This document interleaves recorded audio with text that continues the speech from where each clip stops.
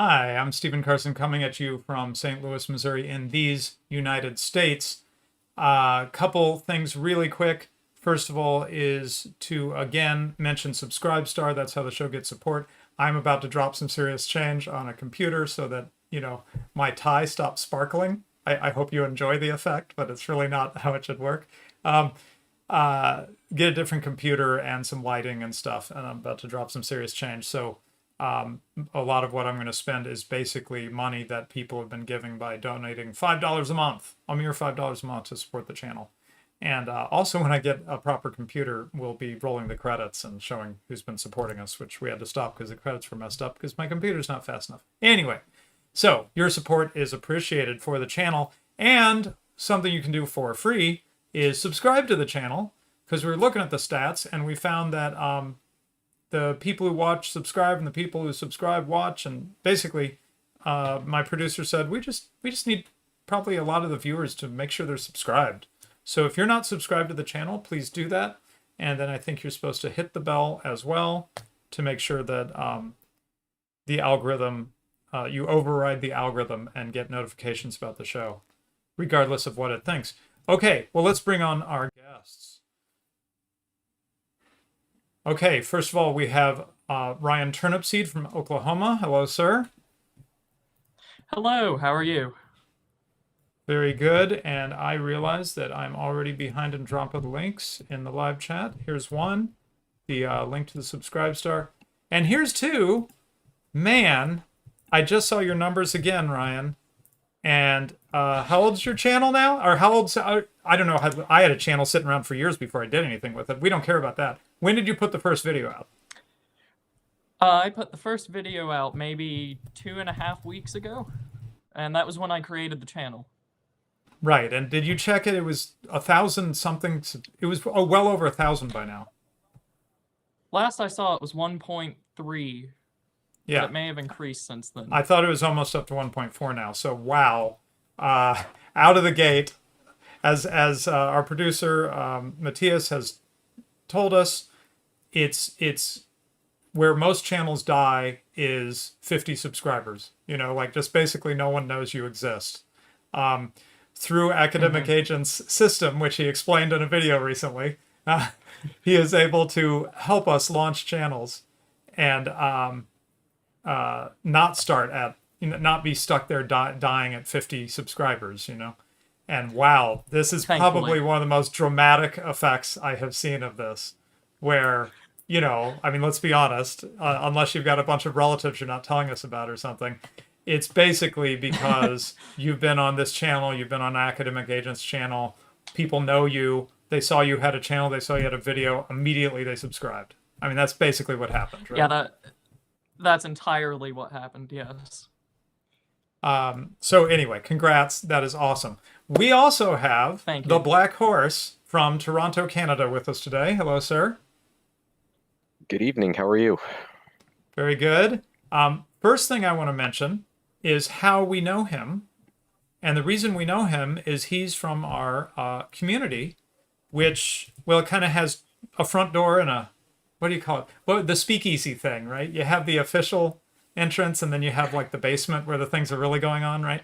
Anyway, it's got two parts to it. But we invite you through the front door, which is Discord. I've just put the link in there. And we got to know him and sort of some of the knowledge he has just chatting. And now he's joining us for a show. So what I'm trying to say is, if you join the community, then someday, and that day may never come, I'll call upon you to do a service for me, if you follow me. All right? So, thank you, Black Horse, for helping out. And what you may not know, Ryan knew this, but what you may not know is I'm particularly relieved to have your help this week, because in the background, I've actually been working on something else. And so I've really appreciated Ryan's help with the show last week, your help with the show this week, because Academic Agent and friends spoke at something that was just called The Event originally. And a book is coming out of it, and I'm editing it. And my deadline is tomorrow. So I was actually editing it I was editing at 2 a.m. last night. Mostly because I couldn't sleep, but also because I was concerned I was behind on my editing. So anyway, the talks are great, by the way, going through it. I didn't get to go, so it's kind of, I sort of jumped to the chance to edit it because that would force me to read the talks, you know? And I had Yeah. wanted to go to the event and COVID stuff prevented me. So anyway, it's going to be good stuff. Including, you know, a talk from Scrump, a talk from Sargon, a talk from so many of our friends like Poe, Evelyn, I'm forgetting people, Panama Hat, Pharaoh. Pharaoh is in it. Yeah. Anyway, it's really cool, and they're gonna produce a physical book. I know because I'm working on it.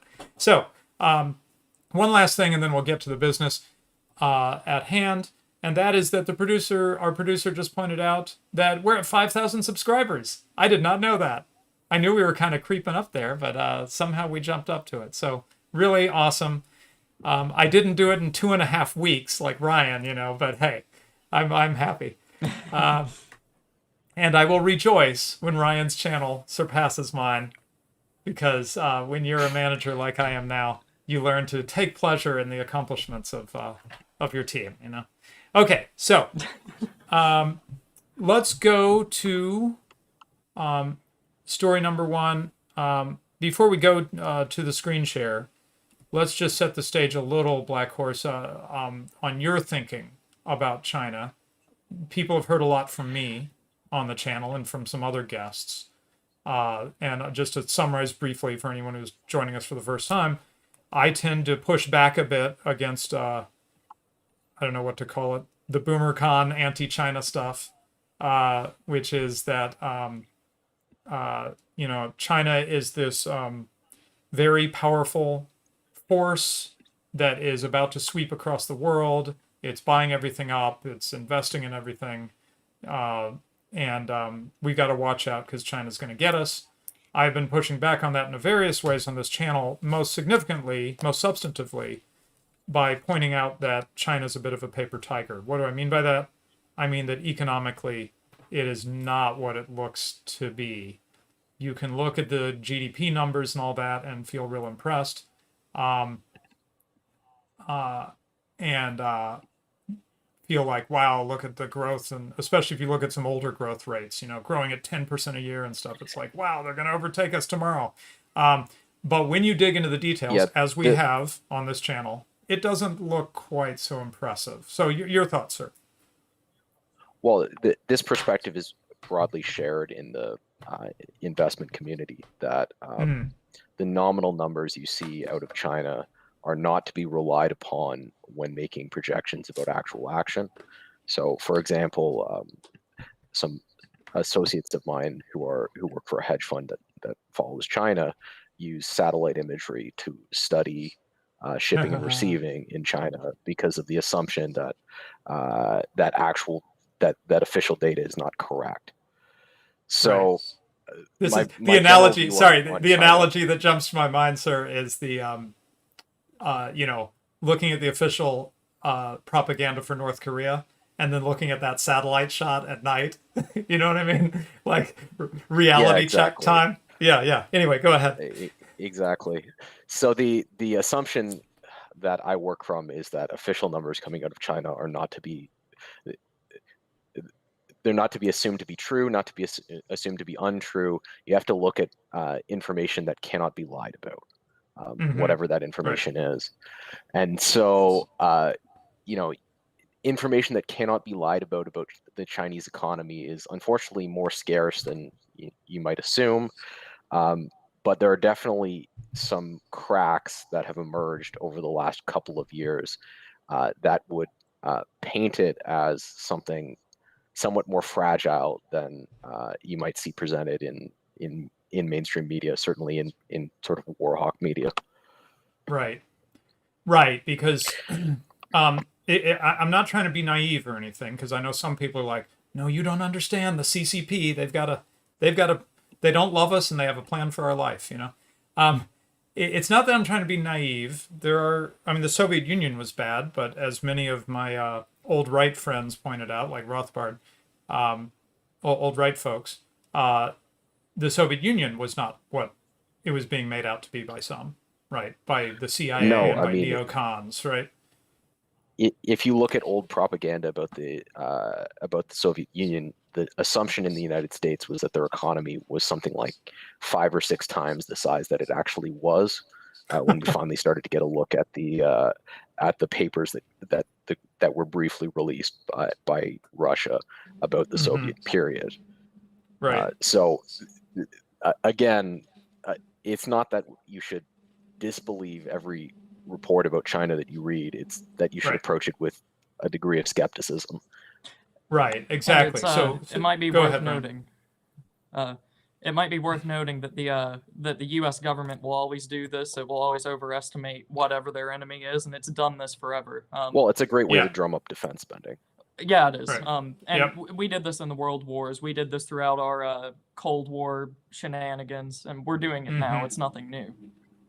Right. And so in particular, if someone were to say, well, you were against the Cold War and therefore you sort of like love the commies or something, I would point them to my published work on democide, mass murder by states, where I focus in particular on the mass murder of the Soviet Union. So I was not soft on the Soviet Union morally, right? But that's a different thing, and this is sort of the simple lesson I'm trying to teach everybody. It is a different thing to you sort of have a moral judgment or whatever about how evil a regime is, or it's a different thing. That is one thing. An assessment of the reality of how big of an enemy they are is a different thing, and yet a different thing is like, what should we do about it, if anything? These are really all 3 separate things. And Murray Rothbard was against the Cold War, but he was a huge anti-communist. He was not sympathetic to communism at all, right? So let's get these things. They get all munged together, and it's politics clouding our judgment about assessing the reality of the world. On this show, we're a little more interested in looking under the covers and seeing the reality. So, okay to go to that first story then, or that story on China, Black Horse? Yeah, sure. Let's. Okay, so this is a story about Evergrande, and what Evergrande is a property developer, basically, right? And why does that matter? Uh-oh, wait a sec. I've got a problem. Okay, wait. Sorry, Black Horse. Sorry, stop a minute. I've got a problem. I don't have you in there. Okay, what am I missing?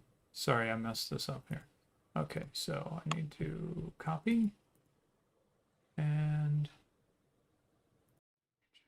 I knew I'd missed something. Okay, here we go. Okay, do a check real quick. Check, check, check. Okay, sorry. People couldn't hear you because anyway, OBS stuff. Okay, back to Evergrande. Why is it interesting to look at a property developer company in China? Okay, so Evergrande is not just any old property developer. Evergrande is an extremely, extremely large property developer. And Evergrande, like most property developers, issues a very large amount of debt in order to support the development of their properties, which is then financed out of the proceeds of commercial and residential property. So rent from stores, rent from offices, rent from individuals that are using the properties. The story here is that Evergrande missed a payment on a series of those debt securities this week, indicating that the financial stress inside the company has reached a point where they can no longer meet their obligations. Not only did Evergrande miss a payment, but 2 other large property developers featured in the CNBC headline behind you, Fantasia Holdings, I forget what the other one, also missed payments this week. Which indicates very likely that you have either a vacancy crisis or a failure to pay crisis among the commercial tenants that dominate the revenue base. Now the vacancy crisis would be like the Ghost City problem, right? Where we have that's right, where you've got buildings that yeah. you never managed to fill, whereas the Yeah. lack of payment crisis is much more 08-esque, where you have people living in homes and occupying offices, but they can't actually pay, and so you can kick them out, but there's nobody to take their to take their place, and there's no market for the properties. Real quick, the before we skate past the companies you mentioned, it's Cynic Holdings is the other one they're listing. So Fantasia, Cynic, and I guess bigger than either of them is Evergrande or whatever. Do you happen to know, are Fantasia and Cynic also pretty big players? Yes, these are three of the 10 largest property developers in China. Wow. Okay, so this is and Evergrande is the single largest property developer in China. One could say there's a little pattern here. We're not exaggerating to say we're seeing a little pattern. Yeah, it's a problem. The question is how big a problem, and one of the things that will measure how large a problem it is whether there is a reaction in the Chinese banking world to missed payments on these bonds, because missed payments on a bond are not only an indication of stress in the real estate market itself and stress on these companies, and of course the investors are going to be unhappy, but these bonds are used as collateral in a very large number of transactions. And when payments are missed on bonds that are used as collateral, it disrupts the securities, because you all of a sudden have balance of payment issues in securities loan arrangements between banks. And the next place to look here is, so the pattern of a real estate financial crisis is, first you see stress in the loans themselves, then you see stress in the property developers, then you see stress in the banking system. And we've seen this escalate from anecdotal stress, ghost cities in the real estate market, to now stress at the level of the property developers. The question is, will this escalate to stress in the broader financial system? You're describing China. You're describing the pattern at a high level that we saw in the United States property market in 2007, 2008, or whatever, right? Yeah, you saw it in 2008. You also saw it in the real estate, in the periods of real estate stress in 1990 with the savings and loans crisis. Obviously, the 2008 escalation was much larger because the problem was much larger underneath. And you saw a similar phenomena going all the way back to the 30s in the financial crisis that occurred at the time, though obviously that financial crisis had many other elements. Right.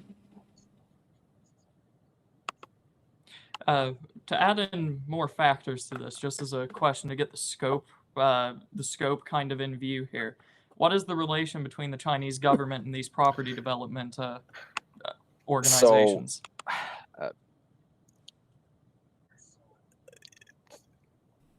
The view, so formally the relationship is not material.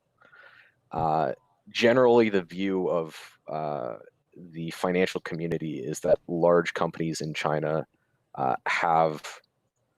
operate sort of at the whim of the CCP, and you can see this in the way that nominal owners of companies like Alibaba,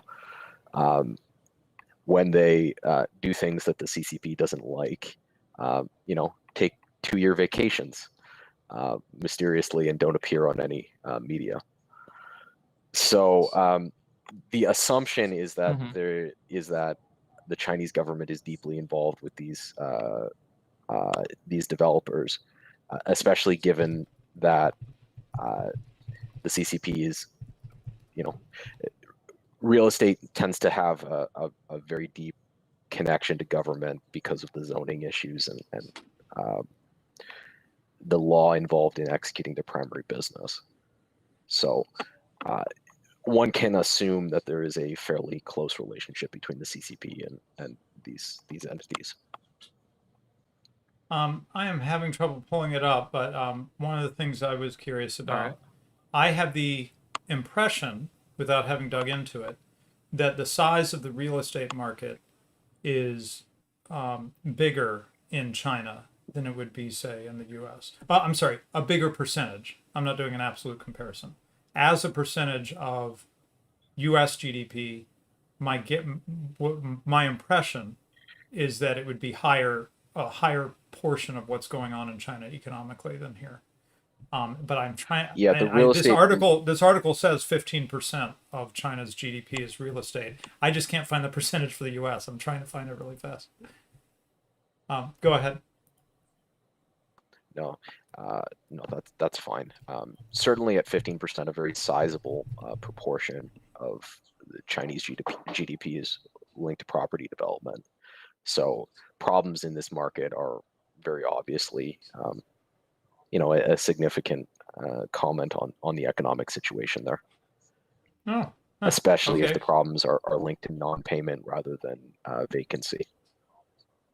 Okay, I'm a little thrown by the way they're putting this, but they say 22% of U.S. GDP is finance, insurance, real estate, rental, and leasing. They're including the finance industry in that? That's not what I want. Yeah, because of mortgage-backed securities, the securitization issue in the U.S. tends to overstate the size of the real estate market. Yeah. Okay. All right. So anyway, we've been keeping an eye on this. We had brought up Evergrande before it became a big story. I noticed, by the way, in the chat that our Lady of Shalott from Australia mentions that it's a huge story in Australia. They're watching this very closely because they have a closer economic relationship with China, right?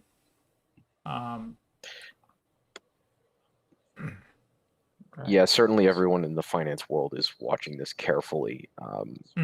Okay. At this point, we'll see. Right. I mean, I don't want to. I want to be sober and realist, right? Just because a couple big property developers are having trouble, that doesn't necessarily mean that it has the sort of domino effect and starts causing problems throughout the Chinese economy. That's right. On the And other so what hand, you should be watching for, yeah. you should be watching for stress in the financial system there. So Right. We'll follow the story here over the next period, and we'll see whether the signs of stress in the financial markets begin to appear. Right. So one thing I like to do with Econ Minis, and this fits right into that, is certain stories become sort of through lines, right? We just want to kind of keep our eye on the ball. And this is one we'd already been talking about, Evergrande in particular, on Econ Minis. So once again, time to give an update. We thought it might be a concern. I would say that so far it still looks like a concern. But we, as you're saying, Black Horse, we wouldn't yet say, the Chinese economy is crashing. It's not time to conclude that, right? That would be an irresponsible overstatement. Yeah, exactly. So we're watching it with concern. The concern is escalated from when we looked at this before, but it hasn't brought everything come tumbling down yet. Okay, so let's move on, if that's okay. Oh yeah, actually, Ryan, I was gonna have us do this story real quick. Ryan, my friend Ryan McMacken at the Mises Institute, why Americans would benefit from a government default. Did you want to talk about that? Sorry. I thought that it might just be beneficial to go over it because it's quite the title, wouldn't you agree? Usually when people think of a government default, they might think of apocalypse or something along those lines. Oh my God, the government just defaulted, everything's collapsing. However, do you have the article pulled up? Yes. Sorry, I realized I hadn't shared the first article link in the live chat because I like to share those links to people. And now here's the Mises article. Okay. Yeah, go ahead. So, right. So the common sense, the everyday man on the street, not thinking about it, is going to go, if the government defaults, that is terrible. Oh, he actually quotes somebody. What does he say? He said, right. Let me just read the first paragraph to get us going, right? The Biden administration's rhetoric on the debt ceiling has become nothing short of apocalyptic. The Treasury Department has announced that a failure to increase the debt ceiling would have catastrophic economic consequences and would, as NBC News claims, constitute a doomsday scenario. that would spark a financial crisis and plunge the economy into recession.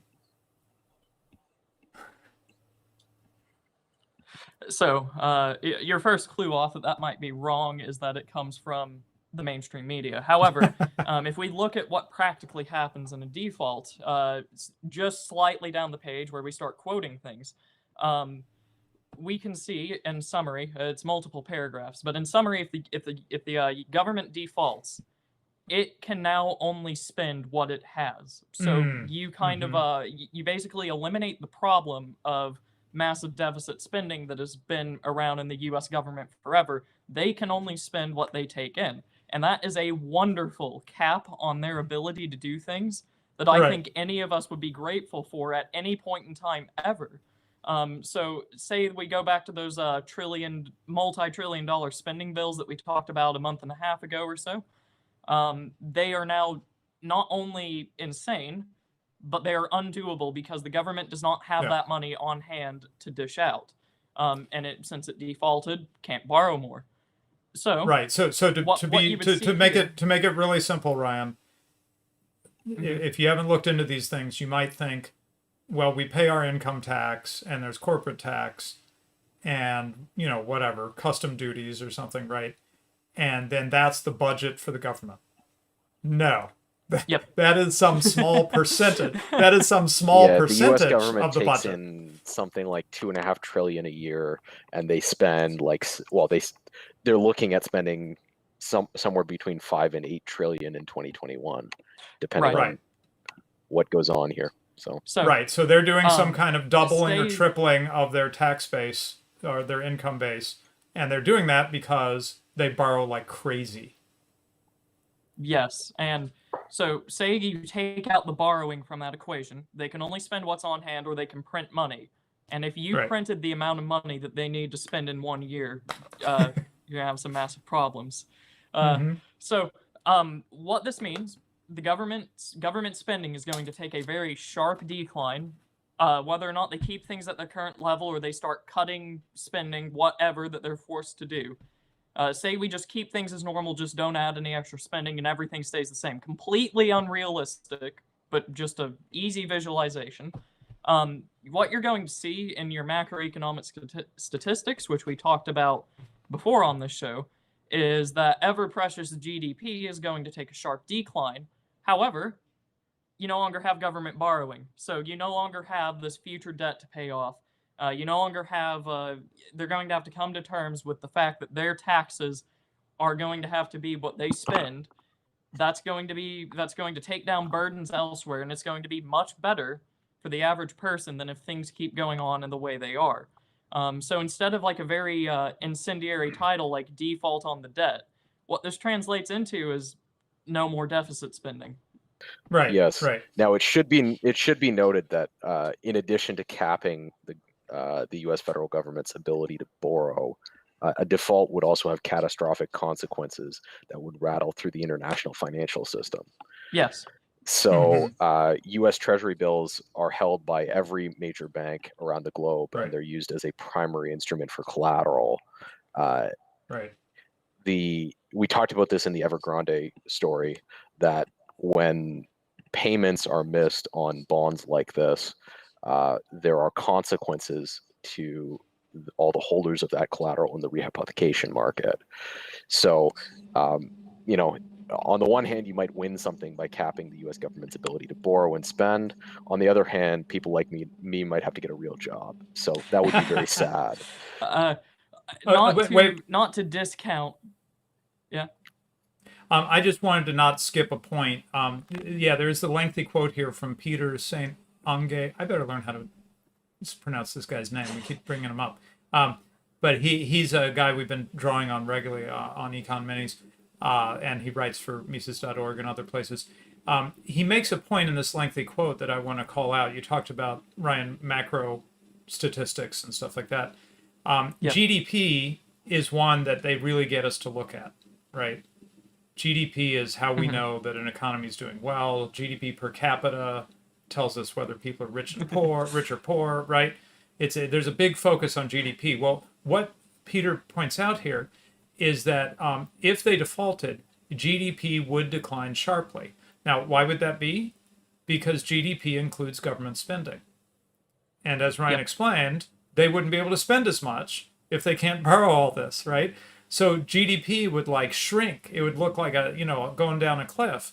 But Peter points out GDP would decline sharply, but wealth would actually grow, perhaps substantially. So GDP drops, wealth soars, is his prediction. Something else to keep in mind is that in sort of like the medium-term area, much to the dismay of Patriarch, if this actually happens, or the Black Horse rather, much to his dismay, if the dollar does lose its reserve status elsewhere, which we've also talked about on this show, being as the U.S. government just defaulted, this is now actually better for the average American and the producers in this country, because now our goods are not being just locked into the dollar, which makes it much more accessible to trade with other countries. Well, it's complicated because it also vastly reduces the incentive for the U.S. government to inflate the currency. So right now, one of the chief motivators for inflation from the U.S. government is that inflation is a tax on all the foreign holders of U.S. dollars. And if you just Google the governments which hold U.S. dollars as reserves, there's I forget the value, but it's on the order of 50 trillion in foreign holdings of U.S. dollars that are held by foreign governments, mostly to peg their currency to the U.S. dollar. Yes. Well, inflating the U.S. dollar is an effective way to tax all of those dollar reserves held internationally in order to supplement the inability to tax domestically. So the average American would benefit in some ways, but they would also no longer get the services of a government that's levying wealth taxes on foreign reserves of their currency. Now, you might argue that the government goods delivered as a consequence of that form of taxation are not of value to the average American. That's an item for debate. Yeah, I wanted to read one more thing from the article.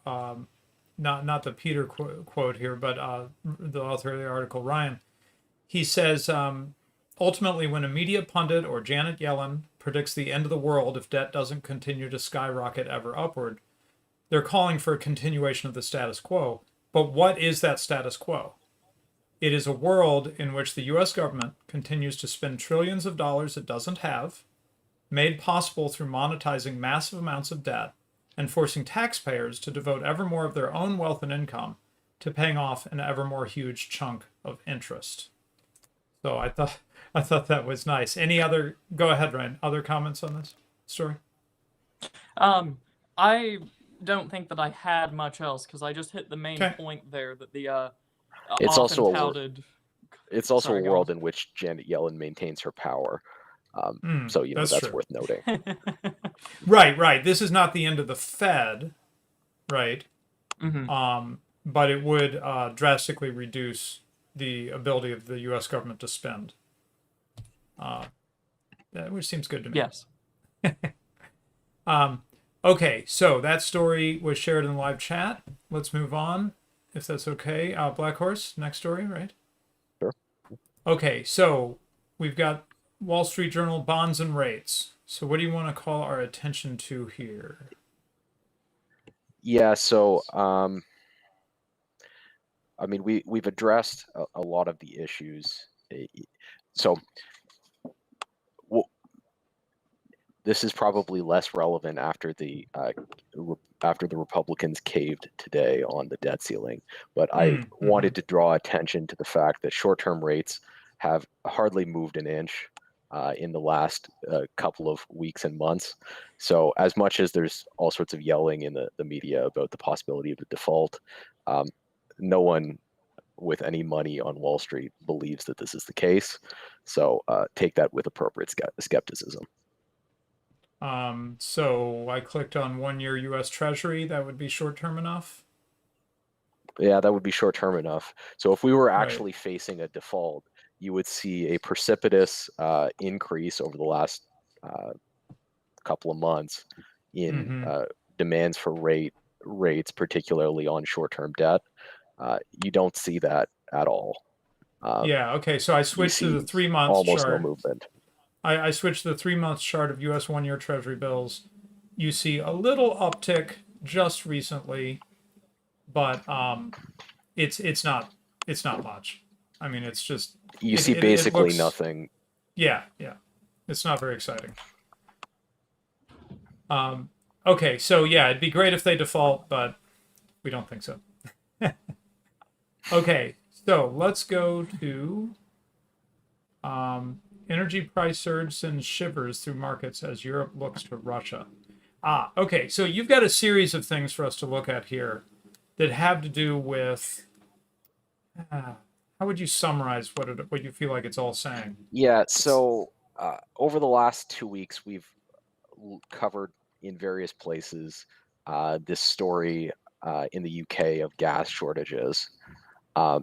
But it's actually true that the gas shortage in the UK is the tip of a much broader story that is going on principally in Europe right now. So Reuters covers this, talking about energy prices in Europe specifically. But why don't we go through the futures markets a little bit and get a okay. handle on what's actually going on here, and then we can come back and editorialize as to what we think, what the narrative here really should be. Okay, so should I jump to the So gas? first, yeah, sure. Let's go through Okay. that. So this is the okay, there we go. This bigger. Let's see if I can make that big. Whoa, too big. Okay, there we go. So Henry Hub natural gas futures. Yes, so we're looking here at a roughly 6-month chart of the price of natural gas on the international market. You can see Right. that there is a radical escalation that's gone on here in the last couple of months. And, second derivative is quite positive here. We have increasing slope. Appears to have checked in the last couple of weeks, but, we'll see. We'll see what the trend looks like from here. Yeah, well, I'm So I'm seeing in since a lowish point in say March or April, it's like double. Oh, it's definitely it's yes, double right now. So yeah, it's down a little yeah. bit, but it's still double what it was just in April. And That's certainly the a trend big line change. doesn't look to be broken here. So, Right. there are local fuel shortages in the UK, but they're certainly part of a broader story. If I'm a Mm-hmm. European here looking to heat my home in the winter, I'm going to be paying twice and then some for the natural gas required to do that. And this Right. is actually part of a broader set of problems. So, not only is natural gas itself becoming more expensive in the international market, but the shipping routes. If you pull uh, the Baltic shipping route chart, Okay, this is the dirty freight one. And I'm realizing that the way I've shared my screen, it's kind of cutting off the top. But anyway, that's okay. They see the chart. Okay, go ahead. so, so what you're seeing here is a future that measures the difference in value of goods from Baltic ports out to Mediterranean ports. So again, you see the same pattern of radical escalation, a double in the last, what's that, 2 months, 3 months there? I'm finding this chart a little more confusing to read. There's little Oh no, bits no, sorry. here and there. This is not it's the other freight chart that I want to look at right Okay, now. okay, got it. I'll be right there. Give me just a moment. Okay, yeah, with little like dashed lines going across, right? Yeah, this LNG freight, yes, LNG Baltic. freight. So this is liquefied Sorry. natural gas Yeah, coming from the Baltic out to Europe. And again, right. you'll see a very radical escalation of prices there over the last couple of months. So we're looking at not just supply pressure in the international market, but also pressure on the key shipping routes that supply LNG, principally coming from Russia, out into Europe proper. Do you Um, know there's a real discontinuity in this chart, a really Yeah, I'd say quite a huge jump right at the end of July. It just goes vertical, basically. Do you have any idea what was going on there? Yeah, this has to do with the Nord pipeline stuff. Oh, okay. So you may remember there was a small story in the summer concerning a pipeline that Russia wants to build on for access, I believe, to I believe the Baltic Sea, in order to have an alternate route to export oil and gas. And it is a subject of significant political controversy between Russia and the EU. And so I believe there was some political news over the prospects of it getting built. I see. But it stayed there. It popped up at the end of July, and it stayed there and kept going up. Well, the issue is there will be no alternate route for liquefied natural gas, certainly this year, to reach continental Europe. So if there's no alternate route, then the shipping's going to be more expensive because there's a shortage. So we see not only increases in the price of the commodity, but increases related to delivering it to where it's needed. Got it. So in the same way as you've seen,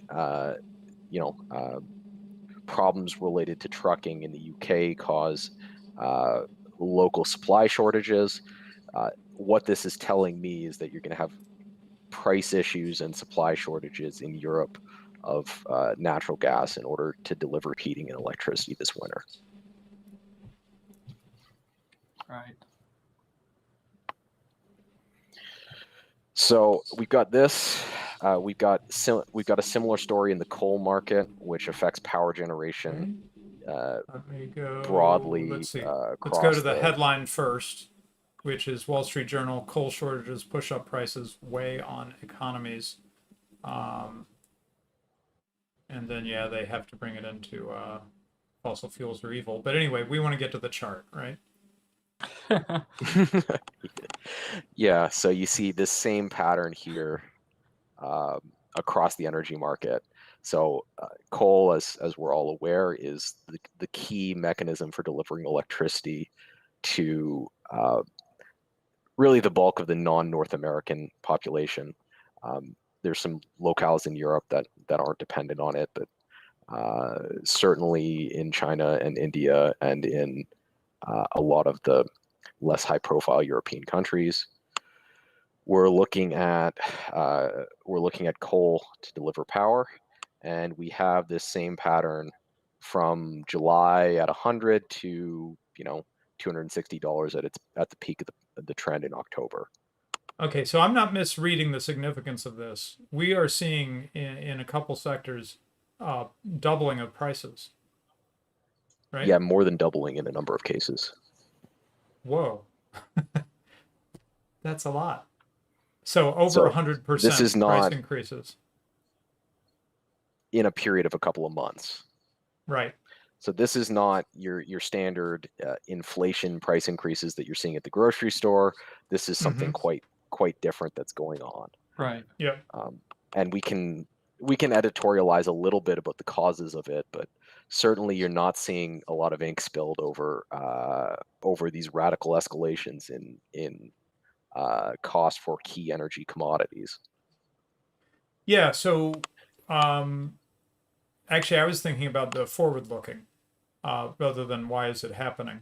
What are some of the consequences that the financial markets expect with doubling of some key energy prices? So you're going to see this as a very significant drag on consumer spending in Europe, particularly as heating bills rise through the winter. You're going to see, very likely shortages. The fact that the prices have increased so rapidly over such a short period of time indicates that there's likely actual supply shortages. So those supply shortages are going to be realized onto someone through the price mechanism, or realized onto someone through a political mechanism, and we'll see which happens. Right. The coal shortages here, there was a lot of ink spilled over the last month or so about brownouts throughout China related to their green energy caps. But if you look at what's going on in the coal market, it doesn't look at all like this has anything to do with green energy policy in China. It looks a lot more like there is a shortage of coal on the international market, and they're unable to deliver power rather than unwilling to deliver power, or unable to deliver power at the prices they've promised. So the coal market is particularly significant in that the coal market is a proxy for the electricity market in the places in the world where goods are manufactured. So you should expect to see these price increases be realized into the cost of the goods that are energy intensive to produce. So chemical process industries, things like the chip market, things like the steel market and the downstream automotive market, you would expect to see influenced by these upstream commodity price problems. Aluminum as well. If I remember correctly, that was the largest energy consumption in the U.S. at one point. Yeah, anywhere where you're using high temperature in the recycling process or high temperature in the smelting process, it's going to be pretty energy intensive. And that affects just about everything. That's right. If you go far enough down the line. So in addition to having sort of immediate monetary pressures driving inflation, you also see these commodity pressures that we should expect to drive inflation over the course of the winter. Right. So in this case, Austrians tend to emphasize, because of our theory of the business cycle, we tend to want to look at producer prices, keep an eye on those, where sort of what is easier for people to understand and sort of affects them more immediately are consumer prices, right? So there's a consumer price index, CPI, and people know about that. But I think there's also a PPI, right, Black Horse? Producer price index? The producer price increase. Yeah. The producer price index measures the cost of industrial goods, and it tends to be a leading indicator for inflation as it finds its way through economies, especially if the inflation is finding its way through the economies through restriction of supply rather than through direct monetary means. So there are two kinds of inflationary policies that are at play right now at the same time. There's a monetary dilution program that we all understand. The Fed prints money and it inflates the currency. But there's also this green energy program where the supply of key industrial goods is being artificially restricted by a series of policies, both legal and through the use of enforcement agencies to restrict building of things like pipelines and new processing facilities. And that restriction mechanism creates an artificial scarcity that plays out as inflation. So it plays out as inflation, or it plays out as shortages, and take your pick as to which you prefer. Right. So having laid out some of the theories, some of the things we look for and why we look for them, how is you've been showing us in the energy? Well, energy is pretty key, right? But we have we were sharing lumber memes earlier in the summer. I mean, is there a larger story that you're seeing from a financial markets perspective for producer prices? Yeah, I mean, I followed this a little on my Twitter. Producer prices broadly have not reacted as sharply as you might expect, just as looking at the lumber memes you saw through the summer. Yeah, right. Producer prices will react pretty hard to changes in the energy market. The saving grace in producer prices so far has been that the oil market, which is the biggest of these energy markets, has been more tame to this point. So you see something like 30-40% year over year, whereas in natural gas you see more than 200% year over year. So we'll again, this is a story that we're going to have to follow as the year unfolds, but it's pretty significant from an international economics point of view. Right, and there is just seasonal, right? I mean the north hemisphere Well, this is why I pulled. using This is more why I pulled energy, the. right? This is why I pulled the long-term chart for natural gas. It might be useful to pull that Mm-hmm. at this point. Okay, so that So was it's true the that first natural gas one. that Oh, I'm sorry. This is the NG1. yeah. Okay, is that it? Okay. And it shows rise. Let's see, 2021. It actually, oh, it does pop up from a low point in 2020 at the beginning of 2020, and then from 2021 to now, it throughout 2022, it seems to have gone like vertical, right? Sorry, I can't see the chart yet, so I can't. Okay, I was looking. Yeah, that's the chart I was looking for. It goes all the way back to Yeah. 2014. Oops, So you can see that 2014. there's the seasonality trend in natural gas is not as large as you would expect, because in addition to heating, there's the electricity consumption aspect to it, because natural Mm-hmm. gas is the dominant means of producing electricity in the United States, and U.S. electricity demand peaks in the summer for air conditioning use. Right. Right. So you see countervailing uses that disrupt the expected seasonality of the commodity. You do see a number of price disruptions over a long period of time, but the price disruption we're dealing with right now is, large on a decade view Yeah. sort of perspective. Yeah. I mean, it looks pretty dramatic.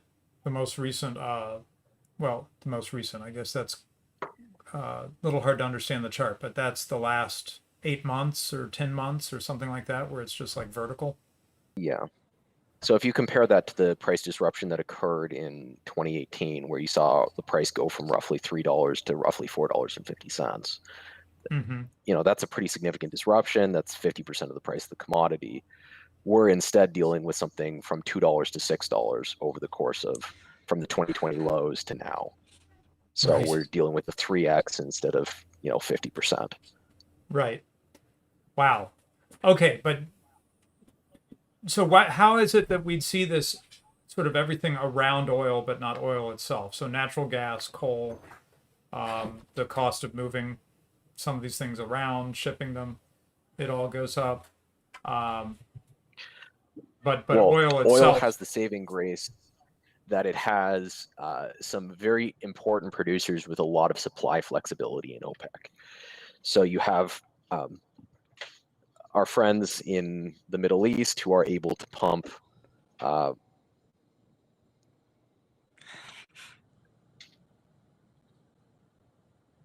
so you have some very significant producers in the Arab states that are able to pump more oil in response to price fluctuations that create more stability to its price than the products that are produced and refined in the West, where the regulatory agencies have more aggressively constrained supply. mm-hmm. Equally, because of the political dynamics in the states that are the principal producers of oil, you have reaction to increased supply as a consequence of increase in price. Whereas what you're seeing when you're looking at that chart in natural gas is you're looking at an inability of producers to respond to a demand spike. So you have a situation, if you remember your Econ 101, when you have inelastic supply, you get very dramatic price movements in Mm-hmm. response to changes in demand. So you're seeing in natural gas in inelastic supply, inelastic demand kind of chart. Okay, so oil can hold out for a while, even in the face of rather increased demand. Oil has a much more elastic supply than natural Right. gas or coal does at the moment. Okay, but isn't there going to be a substitution effect here where with Right. coal and natural gas and so forth getting expensive, then somewhere people have the option. In some cases, people have the option of using oil instead, right? Yeah. So good luck building. So in order to execute that substitution effect, you would have to see principal uses of coal and natural gas replaced with oil, which means you would have to see oil burned for power or oil burned for home heating. And you can see that among roughly 2 billion key consumers in the West, those pathways are essentially blocked off because you can't permit new electrical generation facilities based on oil. And in most jurisdictions, it's quite difficult to, I mean, heating oil is not the rules are different in different jurisdictions. I think there's more heating oil use in the United States, but certainly in countries where natural gas is used extensively for heating, it's a long way until heating oil becomes an economical replacement. Right. Okay. So the we goods aren't could interchangeable. Right.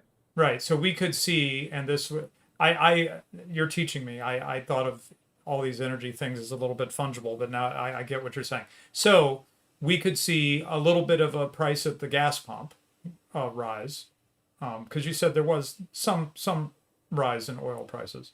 So we could see a Yes. modest rise in gas prices at the pump, while at the same time seeing our heating costs this winter really rise dramatically. Right? Yes, and not only your heating costs, but also your electricity costs in your local jurisdiction. Yep. Right. So these things are disjoint, right? they can move. Well, They and can and do move separately from each other. They're more fungible on a long-term basis than they are in a short-term perspective.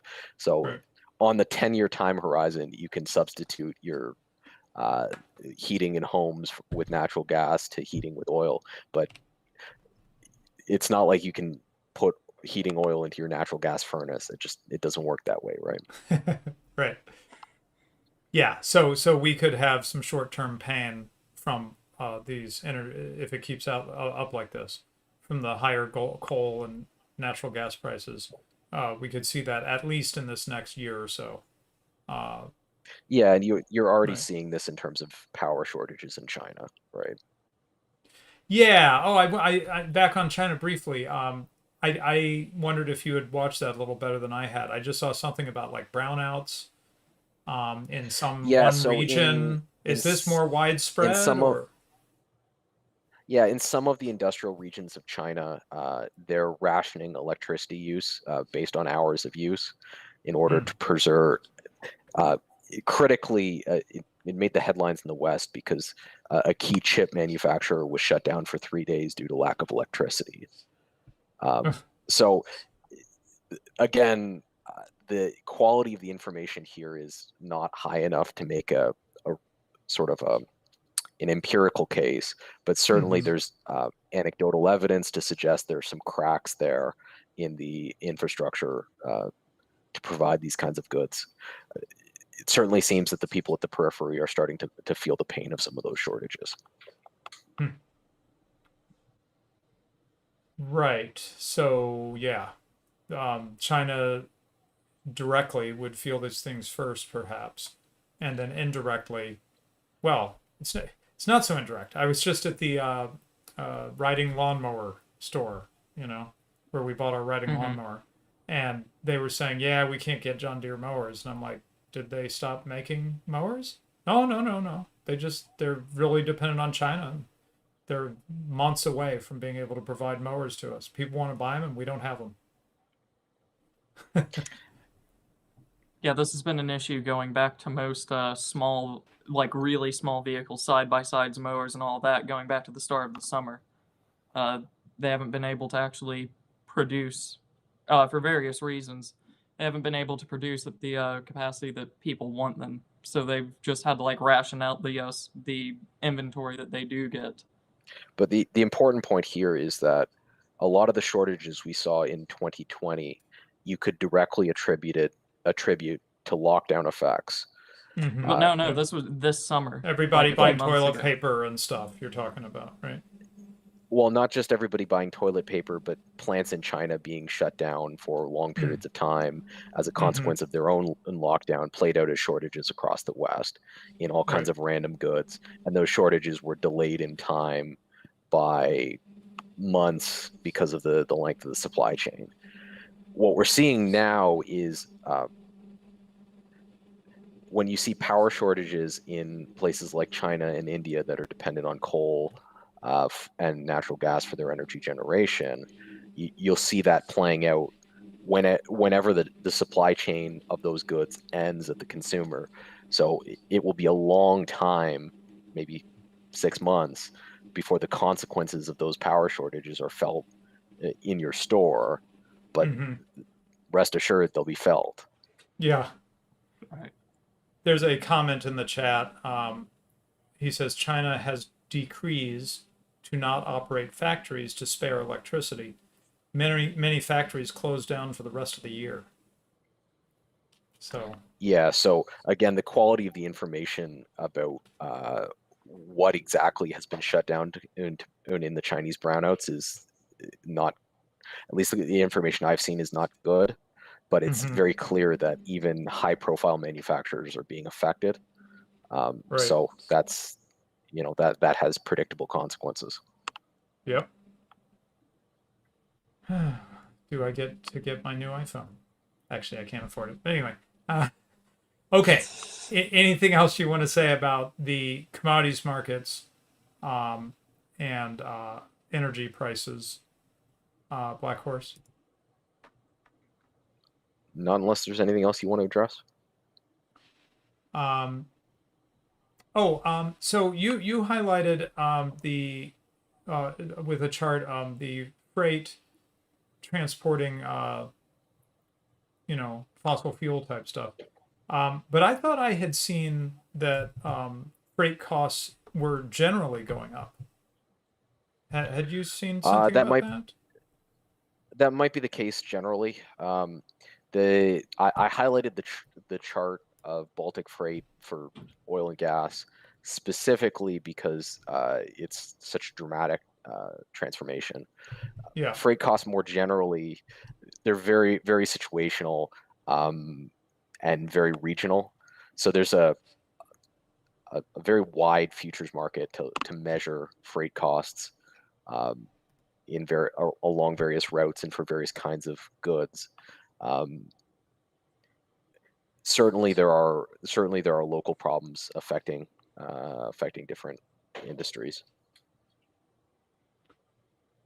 Okay, so part of the reason to look for these things is to look for patterns that start adding up to something bigger. So we will see, but yeah, I mean, you're saying this is how it's done. People who are analyzing the markets, right? They're looking at these early indicators. They're looking for patterns that might lead if you to want to something look big. If you want to understand what, so right now we're dealing in a supply side world, in that the limiting factor for delivering earnings for Fortune 500 companies is the ability to deliver product to their customers rather than their customers' ability to pay for it. Right. And That's so interesting. in that environment, first of all, that environment's inherently inflationary because of a scramble for goods. But second, in that environment, when you want to look for winners and losers, you're going to look at the upstream piece instead of the downstream sort of consumer sentiment indicators that you would look for in an environment that's constrained by consumer choice. Mm-hmm. So again, very, very situational. What you want to look for when you're looking for winners and losers, which is what you're concerned about in the world of making trading decisions. Right. So you're saying we may not be able to spend our Biden bucks the way we hope to. That's right. Right. You better get the dollars of those super chats out the door before they're worth less. Right. Yeah, well, I'm gonna have to. Okay, so let's turn to the Facebook story, if that's okay. Ryan, okay with you? Yeah, sounds good. And we're focusing on a slightly different aspect of this. I had to share my Google search I did because I wanted to highlight the first result. I was we knew we wanted to talk about the story, but we actually hadn't like picked an article or anything. And so I was searching for it. I put Facebook asks to be regulated. If you've seen the thumbnail, you know where this is going. The very first hit is an ad, a Google ad. The link is about.fb.com, and it says, Facebook, we support updated regulations. Updated is a way to say, well, like I said in the title, regulate us harder, daddy, right? Okay, so what in the heck is going on? Here's an article from Yahoo News. Facebook responds to whistleblower testimony by asking to be regulated. Interestingly, by the way, this story, was this story, when was the outage? The Facebook outage, I've already forgotten. Monday? Exactly the same. Yeah, this was story on Monday, dropped wasn't the same day, or the day before the outage. Day before the outage. Okay. Because it's got a Tuesday date on it, on this particular story. But anyway, it says that it talks about this so-called whistleblower. Many of us view this as a, shall we say, not deserving of the name whistleblower. But anyway, and Facebook responds and says this is not an important person and blah blah blah. And then this is the interesting part. The company does not agree with her characterization of the many issues she testified about, but they do agree with her on one thing. It's time for Congress, quote, to begin to create standard rules for the internet. So Facebook is literally asking to be regulated. That's what this means. Okay. And this is a phenomenon that is actually political economist types will tell you that this is an old and often observed phenomenon. We actually have terminology, we have jargon for it, for this stuff. One of them is regulatory capture, which I'll explain in a moment. There we go. And yeah. The central mystery, because the man on the street, I think, would be like, well, no, a business doesn't want to be regulated. It wants to have, Wild West capitalism, right? But in fact, that's not what we find. In particular, it seems to me, now please feel free to jump in if I'm wrong on this. In particular, it seems to me the larger companies have a tendency to actually like lobby for regulation of their industry. Now, why in the world would you do that? Yes. Well, one reason is that when you are a larger company, the threat that you face competitively in the market, in the actual, free market, as much as it is free, are smaller guys coming in and eating your lunch. And this totally can happen. People have short memories, but let's just throw out some things. Let's see, Pan Am, my grandparents worked for them, gone. What was that? The social network, the guy, MySpace. Yeah, MySpace was this big player at one point, right? Mm-hmm. I don't think it's gone, but it's not a big player anymore. The mighty do fall in the market. And in fact, they fall even in a market that's as interfered with as ours is. I think in a market that was less interfered with. Well, even in highly regulated markets. Even in highly regulated markets, example. like the oil and rail markets. So if you look at the United States turn of the 20th century, you'll see Standard Oil as an utterly dominant player, whereas you see a comparatively fragmented market now. Equally, after the reorganization in, I believe it's the 1910s, of the railroads, you see a very centralized rail system in the United States, and now you've got dozens of rail companies operating in the same space with genuine competition, quite a few routes. Just to touch on Radlib's point about larger companies often having to fight off smaller companies. If you know your history of John D. Rockefeller and his Standard Oil Company, you'll know that he spent a vast majority of his resources trying to ensure that local competition couldn't get off the ground. And that was even before he had state power backing him up. He would oftentimes play some very corrupt, shall we say, some corrupt games to make sure that his competition was completely undercut, using some legal stuff before he got the attention of the federal government. And he didn't even succeed, if you remember correctly. He did not have a monopoly in, the actual economic term. He only had just a very large percentage of the oil market. So the simple story that is wrong is that big business wants the government to get out of the way so it can be out there competing in the market and crushing its competitors with its monopoly power. Okay? That's sort of the textbook story. Actually, Ryan, you've been in school more recently. Isn't that still a story that kind of gets told? The old monopolist story? Yes, the story that gets told. Yeah, the story that gets told, starting with the Gilded Age in the history classes and then just kind of permeating everywhere throughout the schools, is that you'll have these giant business magnates that want to just completely destroy the government, and they're complete anarchists so that they can compete freely on the market because that's where they do best. And they will fund all of these different, and then you jump to the modern day, and they'll say, "Oh, they'll fund all these different libertarian organizations, and they're the evil ones." Which I find hilarious. In fact, what we find is that big businesses don't want to face competition in the market because that means potentially losing their position, right? To the new guy who comes along and does it better, and they want to be able to hobble that new guy one way or another through regulations or something like that. I think we lost. Anyway, he'll join. I think he said he had to go.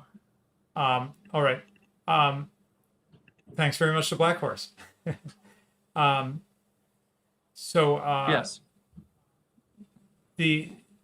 So what we in fact see when we really look at history, I'm thinking of the last 100 or so years in the United States, for example, is that the big companies lobby and get in bed with politicians and try, as Black Horse just pointed out, it doesn't always work even so, but they try to protect themselves from the competition of the market. And regulation is actually helpful in that respect. They can have the regulations just be a burden that they can bear easily because they're huge and the smaller guy can't. They can have the regulations be tailor-made a little bit to sort of help them. Right? Go ahead, Ryan. Yeah. I was going to say, very, very broad definition of regulation. Very broad. Because any action by the government that interferes usually with how things normally operate, it's going to hurt the new guy more than the established guy. Anything. And then, once they push for some regulations, you have this thing called regulatory capture. So let's explain that real quick, which is that the cry goes up from the media. This industry is wild. It's out of control. Pretty similar to what Facebook is saying here. This internet, it's nuts. It's got to be regulated. We need rules of the road. That kind of thing. And then something gets created. Often it's some kind of agency or supervisory board the Federal Internet Oversight Agency Board or something like that. And then very little time passes. I think this day they don't even bother to wait before you look at who's on that board, and it's basically people from the industry. So the industry that supposedly is going to get oversight on it, this sort of independent oversight, ends up being staffed by people from the industry. And it kind of goes both ways. Sometimes it's that way, that they were in the industry and they move into the government, and then they're regulating the industry they just came out of. Sometimes it goes the other way. They are in the regulatory agency, and people are asking questions. Wow, some of the decisions they make seem to be pretty good for certain big players in the industry, right? And then they leave government, and suddenly you find that they have a really high-paying position at one of those companies. Wow. you can see this to be very to be very euphemistic, so that we don't risk getting taken off or anything. You can see that exact thing going from the regulatory board to the industry they were regulating, with various, shall I say, medical companies in the last year. With the person leading, like, I forget which specific medical regulatory board it was. Wasn't the CDC, but it was one of those. Going from the leader of that to the CEO of Pfizer.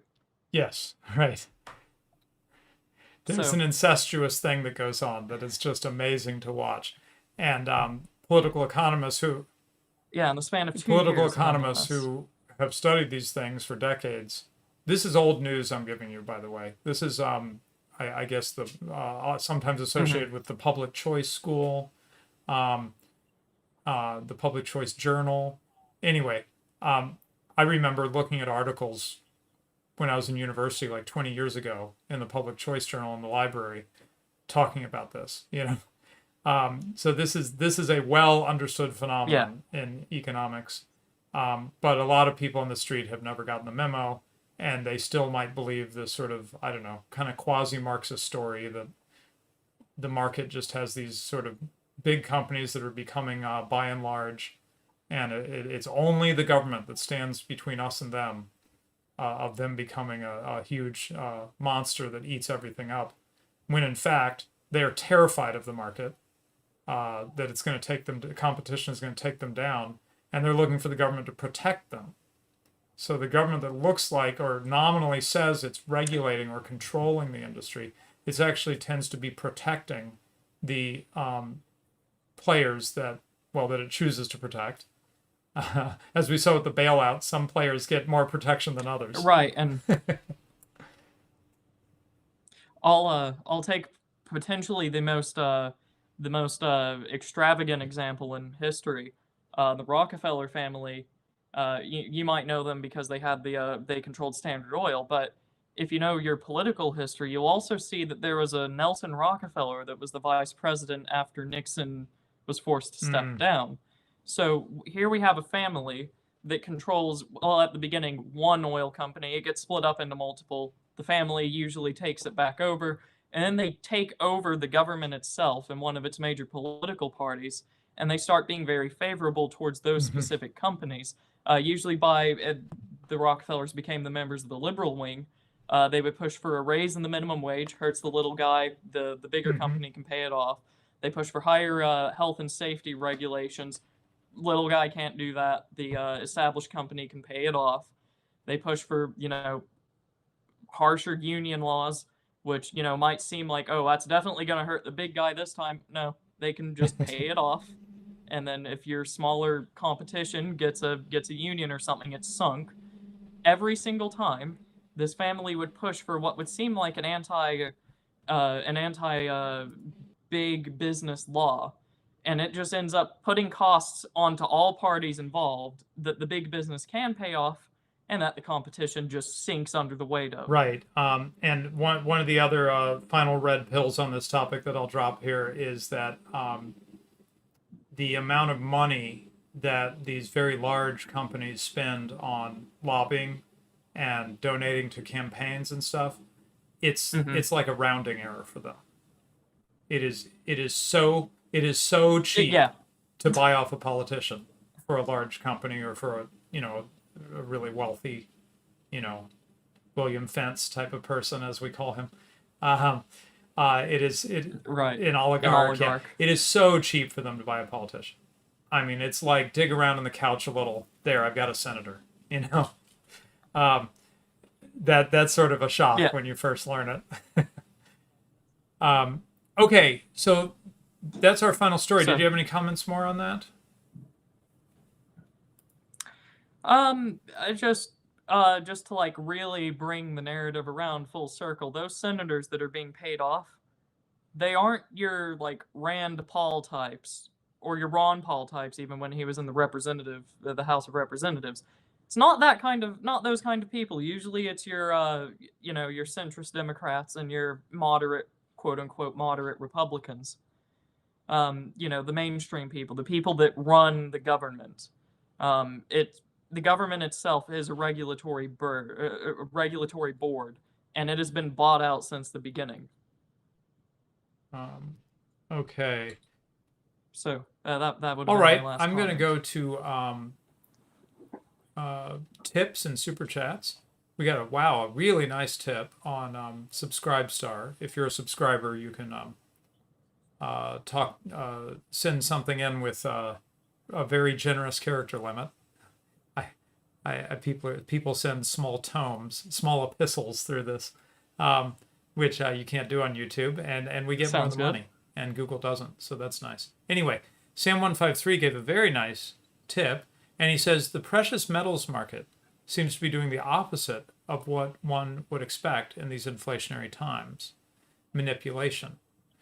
Okay, so I haven't been watching that, but he's saying that, hey, I still have my browser up. Let's see, gold 1 year chart. So let's look at the gold 1 year chart, which I ought to be able. There we go. I don't think I clicked the right thing, did I?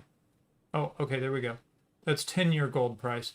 Ah, that's interesting. I don't know if you can see this. Let me get it up a little bit better. It'll catch up in a second. Yeah, so this is showing that the gold price was at a low point in the last 10 years in, say, 2016, looks like.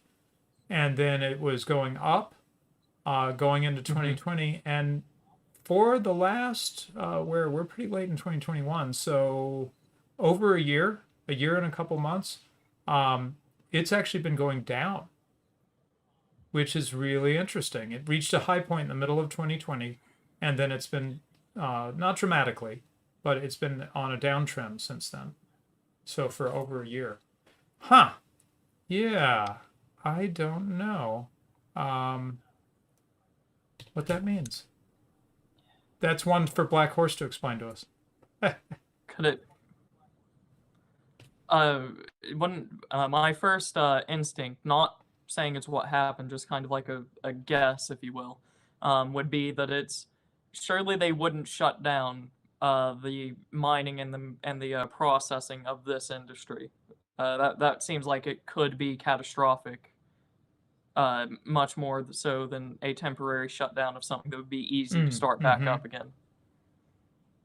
Potentially, maybe. Right, in terms of the effect of the lockdown on actual mining, you mean? Yep. Yeah. Could be. Yes. Oh, I should check the chat. Sometimes somebody in the chat kind of has insight for us. We learn together. Let's see. I'm not seeing anything. On the plus side, it's more accessible now. That's true. Well, a little more. It's still really high. I mean, it went over 2,000. Jeez. I didn't say it was, just more. And now it's down. It's down at like 1,800. Yeah. Alias Jones says, not a sad chart. Excellent chance for us to stack. Okay, so yeah, that's interesting. And then I guess I'll leave the gold chart up and look at our super chats on YouTube. And first, Jedi Knight, I had mentioned the should refresh the screen. Give me a sec. YouTube is very slowly giving me the response. Okay. All right. The super chatter, Jedi Knight Anakin Cringewalker says, thanks for editing the book, Radlib. It was fun to attend, and I'm excited to see how you make the overall themes shine in the written word. Thank you very much, sir. And Sensum Communum says, just use Grammarly.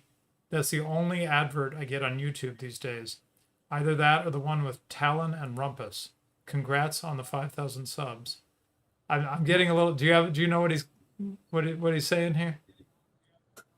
For editing, I assume. Oh, for editing. Okay. Yeah, but he tied it in with the fact that he gets advertisements on YouTube for Grammarly all the time. I actually don't know what it is. I guess I'll check it out. Yeah. But yeah, thank you on the. It's just kind of like Go ahead. Sorry.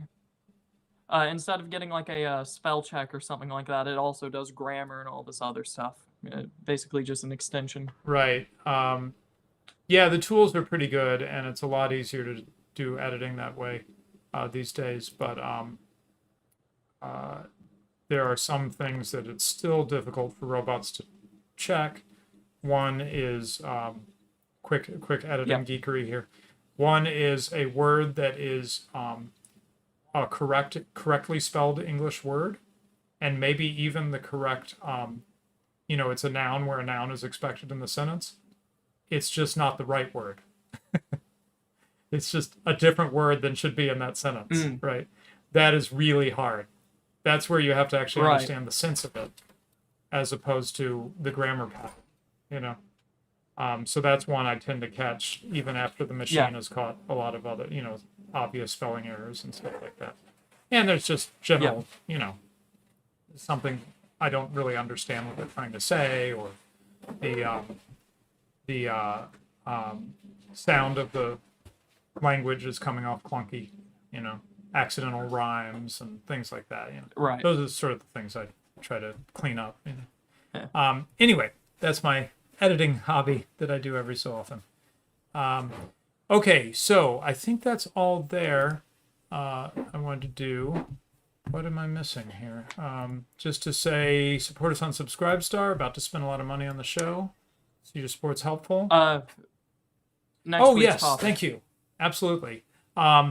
So let's see. Let's go to the one guest shot, which hopefully will work correctly. Yep, there's you, there's me, and I'm hearing you. Okay, because then people can see the book in my hand. Lovely. Which is Liberty or Equality, Eric von Knott-Ledeen. Its subtitle is The Challenge of Our Time. Obviously, his title, nice and simple, says something right in the title. He doesn't say liberty and equality, which is what many people are trying to do. He says liberty or equality. He thinks that they are in conflict. I had the pleasure of meeting Knott-Ledeen right near the end of his life, and having him slap me down because I spoke in favor of democracy in front of hundreds of people. So that was an experience I'll never forget. But I was very impressed with him. I really didn't know much about him at the time. And now I look back and I so treasure the time I got to be around him and just the memory of what he was like. He was a taste of old Europe. Let's put it like that. A feeling of old Europe.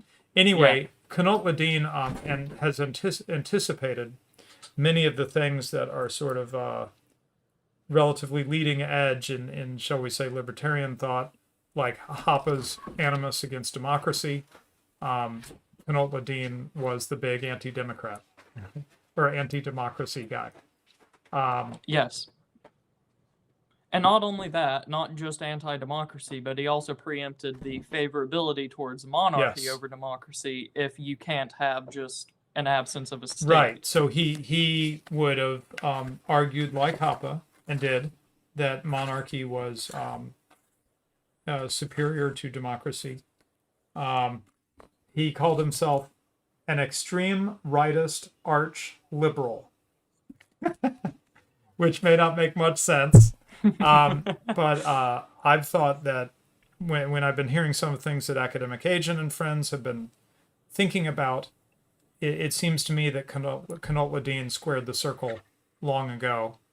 That is, how can you be against democracy, against what has come to be called liberalism, but should really be called like social democracy, and sort of enlightenment values, how can you be against all that and at the same time call yourself, a liberal, which Knott-Ledeen did, an arch liberal, no less. He harmonized all this in, I think, a beautiful way. And we're planning to spend, it's not a short book. Well, it's not a tiny book. It's not a huge book. But we're planning to spend at least 2 sessions on this. He's pretty rich. He tends to, he was able to function in a number of languages. He has that annoying habit that multilingual scholars do of just dropping in a quote in another language and not giving you a translation, which I find hard as someone who isn't able to function in a bunch of languages. But it's rich. It's rich, interesting. It's culturally rich, and I think really relevant to what a lot of us have been thinking about in terms of political thinking. Go ahead, Ryan. Right. Speaking of his work, it would be very good to note that Skeptical Waves has already put out an audiobook on it in order to catch up for the next episode. I can send that in the chat right please. now. That link should be the link to Skeptical Waves playlist Which on chat? the Which book. chat, by the way? As you can see, oh, sorry, I put in the live chat. Oh, live chat. Okay, perfect. No, that's exactly right. I did. Good. Yeah. Cool. So, if you can see it there, if not, or if you forget about it and don't want to come back to here, it's just on Skeptical Waves channel. It's liberty or equality, 3 words. Substantial, so might be worth it to carve out a little bit of time to catch up on at least some of it before the next show, because it is very pertinent to the direction that a lot of our friends are moving. Jedi Knight Anakin Cringewalker. Get to read it while it's on the screen. He says, I've recently been adopting the phrase no representation without taxation as a great argument against universal suffrage. The inversion is great. So no representation without taxation. So the point being, right, that along with democracy, you get plundered. I think that's part of what he's getting at. Thank you. That's excellent. Yeah. Well, he's taken a bit more of a moderate point in saying the only people that should vote are the people that are net tax givers, which I think you're right. Could have been better with what you said, but no, you're right. Maybe the genius of the phrase is that it can have both interpretations. No, you're absolutely right. No representation without taxation. That's something people will often say is, why should the people who are living off of taxes get to vote themselves more, right? It doesn't seem quite right, because what's the end point of this, right? You vote yourself enough. You do enough looting, and then sometimes the parasite kills the host, right? So you have to be careful. Okay, so anyway, yes, very excited to get into Qanot Ladin. I think it's overdue for Qanot Ladin to get some attention in our circles. So I need to finish editing this book so I can read Liberty or Equality. So, and be ready for next week. But anyway, thanks very much, Ryan. Thanks to Black Horse, who came out of our community to bring his knowledge of financial markets, which I really appreciate, because I have some involvement with financial markets, but I don't have. Yeah, and you can. He's much more into like analyzing what's going on than I usually am. So I really appreciated that. Yes, and it might be worth saying that you can find our esteemed guest on either the Matrix or Element or the Discord server, along with other very bright personalities. Absolutely. So please join us. We are over 700 in the Discord, and I never see counts from the other side of the house there. But anyway, we've got a lot of people in the community, and we do have some great conversations. So join us for that. And I guess, is there anything else to say? I don't think so. We'll see you all next week.